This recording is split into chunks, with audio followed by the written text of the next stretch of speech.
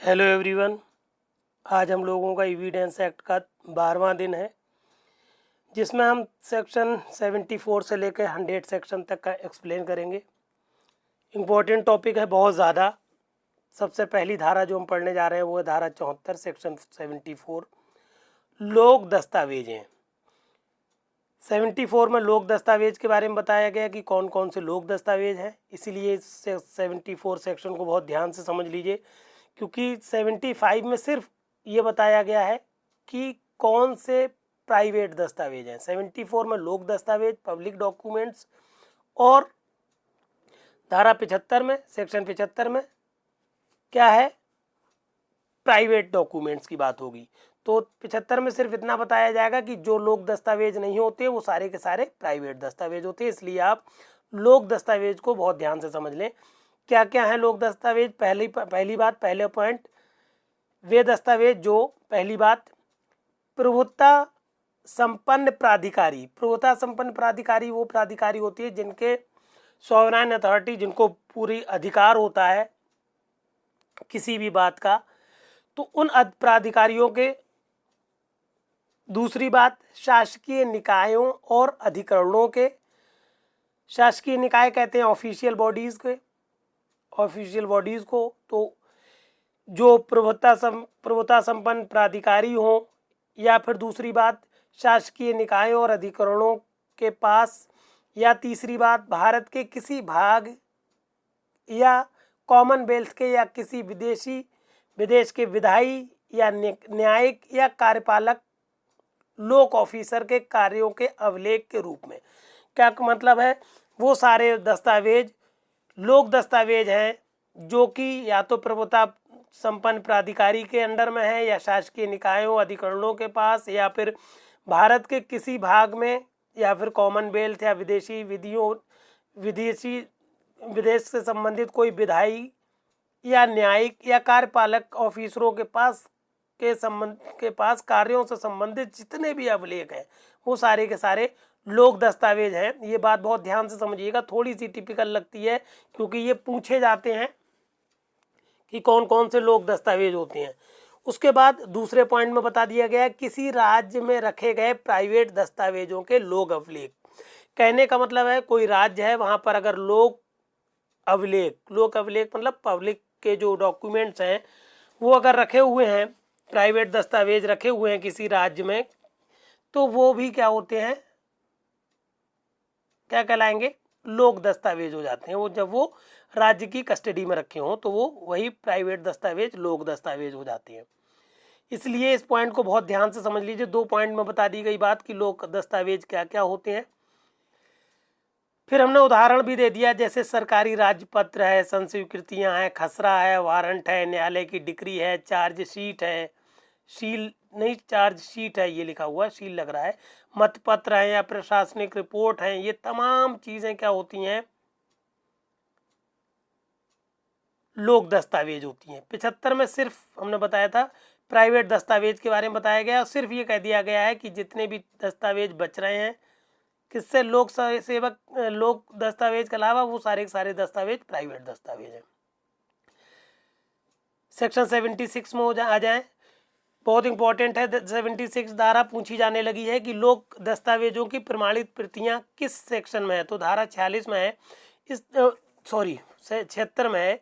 76 section कहता है, 76वां section evidence act का कहता है कि जो भी लोक दस्तावेज है उनकी प्रमाणित प्रतियां क्या करते हैं, आप विधिक फीस चुकाकर आप क्या कर सकते हैं, प्राप्त कर सकते हैं। जैसे कि आप ITR वगैरह ITI के अंतर्गत कोई भी चीज़ जानना चाहते हैं, ये सब चीज़ें उस प्रकार से आप प्राप्त कर सकते हैं कि जो भी लोक फीस है, पब्लिक जो फीस है उसको चुका दीजिए तो आप लोक दस्तावेज की प्रमाणित प्रतिलिपि पा सकेंगे। फिर धारा 79 में आ जाइए, प्रमाणित प्रतियों के असली होने के बारे में उपधारणा। इससे पहले हम पूरा बता चुके हैं आपको, जब हमने पहला सेक्शन, आपको पहला डे था हम लोगों का एविडेंस एक्ट का, इसमें ऑर्डर शीट में आप जब जाएंगे तो डे नंबर 12 पे बताया गया है कि जो सेक्शन 79 है, यहाँ से लेके सेक्शन 85 तक के सारे सेक्शन में लिखा गया है कि न्यायालय उपधारणा करेगा। करेगा का मतलब ये विधि की खंडनीय उपधारणा है। तो प्रमाणित असलियों, अब प्रमाणित धारा 79 पा जाए, प्रमाणित प्रतियों के असली होने के बारे में उपधारणा। तो न्यायालय क्या है, हर ऐसे दस्तावेज का असली होना उपधारित करेगा जो कि कोई प्रमाण पत्र है या प्रमाणित प्रतिलिपि है या ऐसा कोई अन्य दस्तावेज है जिसको केंद्रीय सरकार या किसी राज्य सरकार के किसी ऑफिसर द्वारा सम्यक रूप से प्रमाणित किया गया है। सम्यक मतलब प्रॉपर विधिपूर्ण तरीके से उसको प्रमाणित किया गया हो। फिर इसमें एक बात और बता दी कि न्यायालय ये भी उपधारित करेगा कि कोई ऑफिसर जिसके द्वारा ऐसा दस्तावेज हस्ताक्षरित या प्रमाणित होना तात्पर्य है, वो पदीय हैसियत जिसका वो जिसे कागज में दावा करता है उस समय रखता था जब उसने उससे हस्ताक्षरित किया था। कहने का मतलब है जब वो उसको प्रमाणित करे या हस्ताक्षरित करे तो उस व्यक्ति को उस पद पर होना चाहिए जिस पद के होने के नाते वो उस प्रतिलिपि को प्रमाणित कर रहा है। ऐसा नहीं है कि आप पद पर नहीं हो और प्रमाणित कर दे तो वो गलत माना जाएगा, प्रमाणित प्रतिलिपि नहीं होगी वो। फिर ये आपका सेक्शन 85 एविडेंस एक्ट का मुख्तारनामे से रिलेटेड है। मुख्तारनामे को पावर ऑफ अटॉर्नी कहते हैं। और मुख्तारनामे के बारे में क्या अवधारणाएं होती हैं न्यायालय की, तो जो भी मुख्तारनामा न्यायालय के से बनता है, बनवाते हैं, जो दस्तावेज है एक मुख्तारनामे के रूप में, तो वो मुख्तारनामा हो या फिर नोटरी द्वारा या पब्लिक नोटरी द्वारा या किसी न्यायालय या के मजिस्ट्रेट द्वारा या भारतीय काउंसिल या किसी भी केंद्रीय सरकार के प्रतिनिधि के समक्ष उसको निष्पादित किया गया है और उसको अधिप्रमाणित किया गया है। अधिप्रमाणित का मतलब है ऑथेंटिकेटेड, तो ऑथेंटिकेट कर दिया गया है। ऐसा कहने का मतलब यह है कि वो मुख्तारनामा जो कि ऑथेंटिकेटेड है, विधिवत रूप से उसको प्रमाणित किया गया है, निष्पादित किया गया है, तो वो मुख्तारनामे के बारे में न्यायालय क्या करेगा, उपधारणा करेगा। ठीक, यहीं पर यहाँ के बाद 85 तक है करेगा, इसके बाद 86 से शुरू हो जाता है कर सकेगा। वो तथ्य की उपधारणा हो जाती है, ये विधि की उपधारणा है, खंडनीय उपधारणा है 85 सेक्शन तक। कहने का मतलब है मुख्तारनामा जो होता है वो एक दस्तावेज है, अगर वो प्रॉपर तरीके से निष्पादित किया गया है और प्रमाणित किया गया है और न्यायालय भी उसके बारे में ये राय बनाकर चलता है कि हाँ ये ठीक है। फिर आप आ जाइए धारा 85A में। कहने का मतलब है 85 सेक्शन से ये क्वेश्चन आता है कि मुख्तारनामा किस धारा में है। उसके अलावा ये क्वेश्चन आता है कि मुख्तारनामा को किस रूप में होना चाहिए, तो वो क्या होना चाहिए, प्रॉपरली निष्पादित होना चाहिए और अधिप्रमाणित होना चाहिए। किसके द्वारा होना चाहिए, नोटरी, जो पब्लिक नोटरी है या न्यायालय मजिस्ट्रेट है या कोई भी काउंसिल हो या फिर केंद्रीय सरकार का कोई प्रतिनिधि हो सकता है जो उसको क्या कर सकता है, अधिप्रमाणित और निष्पादित कर सकता है। तो इस तरह से पावर ऑफ अटॉर्नी के अंतर्गत अधिकार होता है आपको, जो भी अधिकार उस अटॉर्नी पावर में दिए गए, पावर ऑफ अटॉर्नी में दिए गए हो। 85A में पूछा जाता है इलेक्ट्रॉनिक करार के बारे में उपधारणा। अगर पूछा जाए इलेक्ट्रॉनिक करार के बारे में उपधारणा किस सेक्शन में, तो 85A में। 85B कहलाती है इलेक्ट्रॉनिक अभिलेख और इलेक्ट्रॉनिक हस्ताक्षर के बारे में उपधारणा। अगर आपसे पूछा जाए इलेक्ट्रॉनिक अभिलेख और इलेक्ट्रॉनिक हस्ताक्षर के बारे में उपधारणा किस सेक्शन में है, तो यह है 85B में। ध्यान रखिएगा, इन सेक्शन से शॉर्ट जो प्रीलिम्स के एग्जाम होते हैं उसमें आता है ये। और इसमें जो अभिलेख होते हैं, इलेक्ट्रॉनिक हस्ताक्षर होते हैं, इसमें क्या होता है, जो सुरक्षित इलेक्ट्रॉनिक अभिलेख हैं उनके अंतर्गत कोई भी आपको अतिरिक्त सबूत की ज़रूरत नहीं होती है, किसी प्रमाणितकर्ता की ज़रूरत नहीं होती है। और अगर वो सुरक्षित नहीं है, इससे पहले भी हम बता चुके हैं इस बात को, तो आपको उसके साथ प्रमाणकर्ता का या प्रमाणितकर्ता के सर्टिफिकेट के साथ उस दस्तावेज को प्रस्तुत करना होता है न्यायालय में। 85C में सिर्फ और सिर्फ आपको याद रखना है कि इलेक्ट्रॉनिक हस्ताक्षर प्रमाण पत्र के बारे में उपधारणा।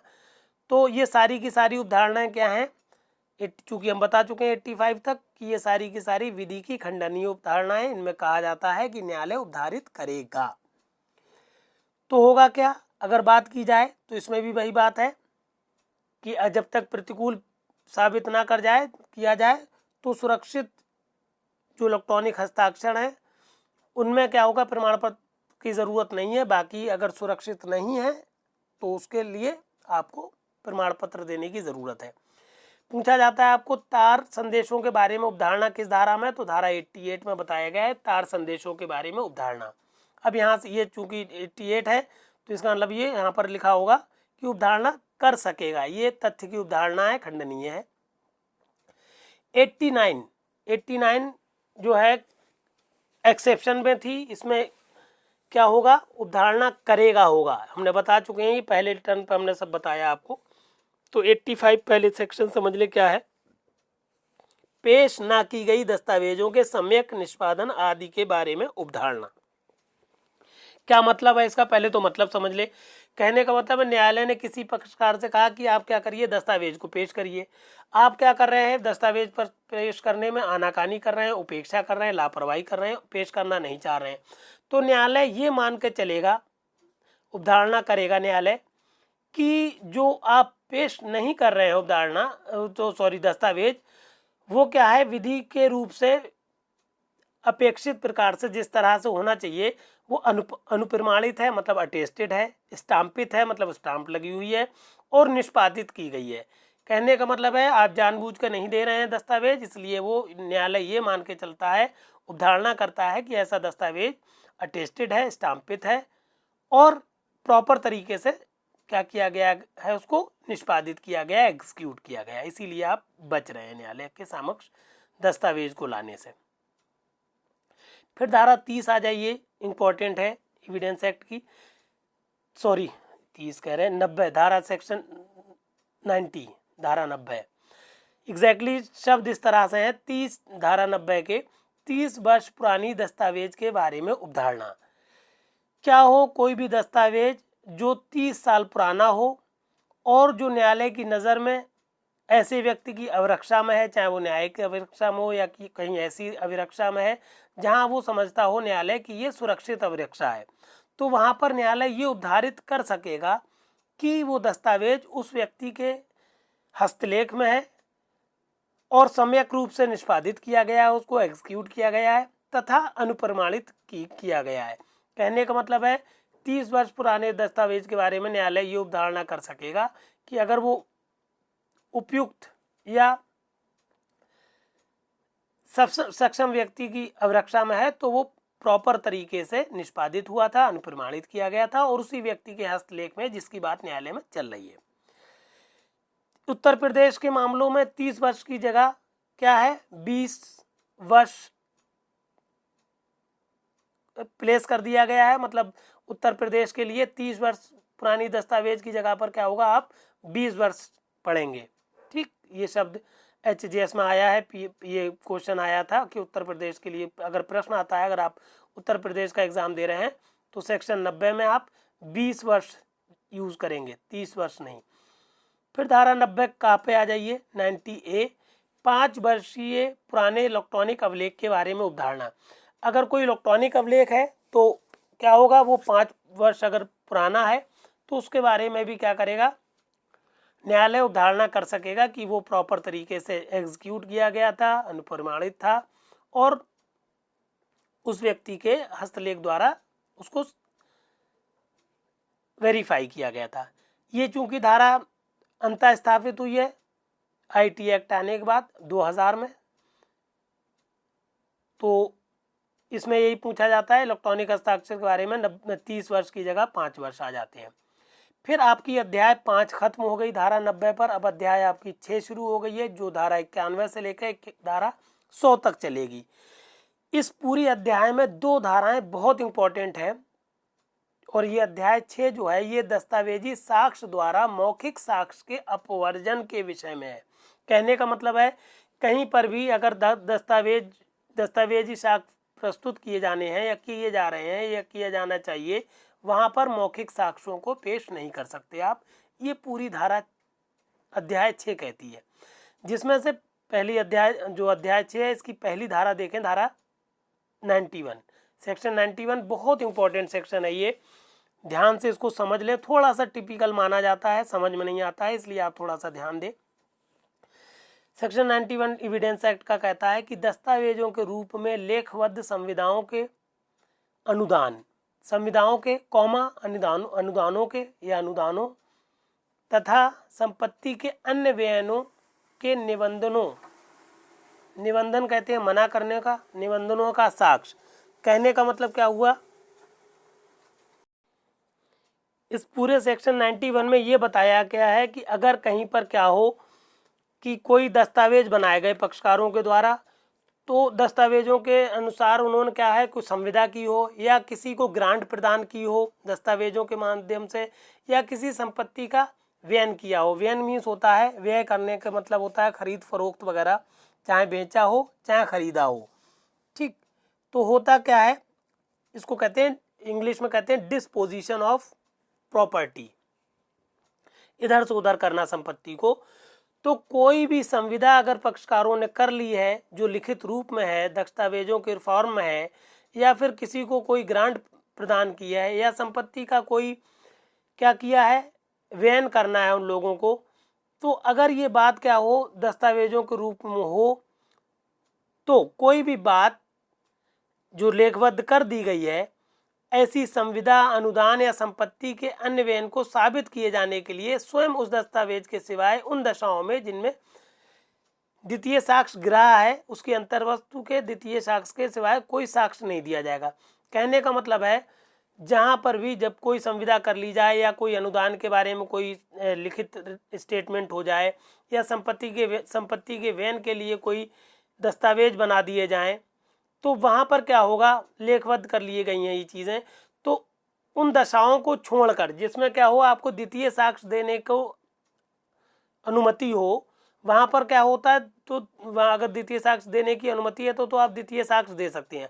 वरना कहीं पर भी इन मामलों में आप क्या करेंगे, द्वितीय साक्ष्य की अनुमति है वहाँ द्वितीय साक्ष्य दिया जा सकता, वरना हर जगह आपको क्या होगा उस संविदा को या उस अनुदान को या उस संपत्ति के व्ययन करने को साबित करने के लिए उस दस्तावेज को ही पेश करना होगा जो कि संविदा करने में आपने बनाया था दस्तावेज, या फिर संपत्ति का व्ययन किया था या ग्रांट दी थी या प्राप्त की थी। तो ये सिर्फ और सिर्फ आप उस दस्तावेज से ही प्रस्तुत कर पाएंगे, ना ही किसी और दस्तावेज से, ना ही नहीं बल्कि ना कि किसी अन्य दस्तावेज से।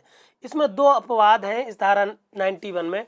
पहला अपवाद है लोक ऑफिसर की अगर जो नियुक्ति हो रही है तो उसको साबित करने के लिए ज़रूरी नहीं है कि आप कोई कागज़ पेश करें, क्योंकि वो उनकी जो नियुक्ति होती है लोक ऑफिसर्स की वो लिखित रूप में होती है, तो उसके लिए अलग से आपको कोई लिखित दस्तावेज प्रस्तुत करने की ज़रूरत नहीं होती है। एक और बात है अपवाद 2 में, जिन विलों का भारत में प्रोवेट मिला है, प्रोवेट एग्जैक्टली कहते हैं मृत लेख का प्रमाण पत्र को। तो किसी का मृत लेख का प्रमाण पत्र अगर मिला है भारत में, वो किसके विल्स के माध्यम से, वसीयत के माध्यम से मिला है, तो उनको क्या करते हैं आप प्रोवेट के द्वारा ही साबित कर सकते हैं। उसमें आपको लिखित कथन और ये सब की ज़रूरत, लिखित संविदा की ज़रूरत नहीं है। फिर इसी को पूर्ति करने के लिए धारा 91 को पूरा करने के लिए एक धारा आई, धारा 92 सेक्शन 92। तो अगर आपसे पूछा जाए कि 91 और 92 धाराएं अपोजिट हैं, कई बार मिक्स करके प्रश्न पूछा जाता है कि क्या दोनों धाराएं एक दूसरे के अपोजिट हैं, समानार्थी हैं, पूरक हैं, तो कह सकते हैं कि आप 91 की पूरक धारा 92 है, ये भी उसी को पूरा कर रही है। ध्यान से अगर आप पढ़ेंगे मैटर, तो अगर आपने एक का मैटर 91 का अच्छे से याद कर लिया तो 92 का मैटर आपको अच्छे से याद हो जाएगा। क्या कहती है 92 धारा, मौखिक करार के साक्ष्य का अपवर्जन, अपवर्जन कहते हैं खात्मा को, समाप्ति को, खत्म हो जाने को।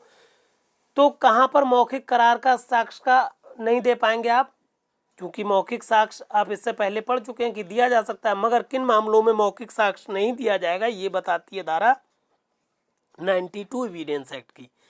कहाँ नहीं देंगे आप मौखिक साक्ष्य, समझ लीजिए, जबकि किसी ऐसी संविदा, अनुदान या संपत्ति के अन्य व्ययन के निबंधनों को या किसी बात को जिसके बारे में विधि द्वारा अपेक्षित है कि वो दस्तावेज के रूप में लेखबद्ध की जाए, अंतिम पिछली धारा के अनुसार साबित किया जा चुका हो, तब ऐसी लिखित के पक्षकारों या उनके हित प्रतिनिधियों के बीच के किसी मौखिक करार या कथन का कोई साक्ष्य उनके निबंधनों का खंडन करने या उसमें फेरफार करने या जोड़ने के या उनमें से घटाने के प्रयोजन के लिए ग्रहण ना किया जाएगा।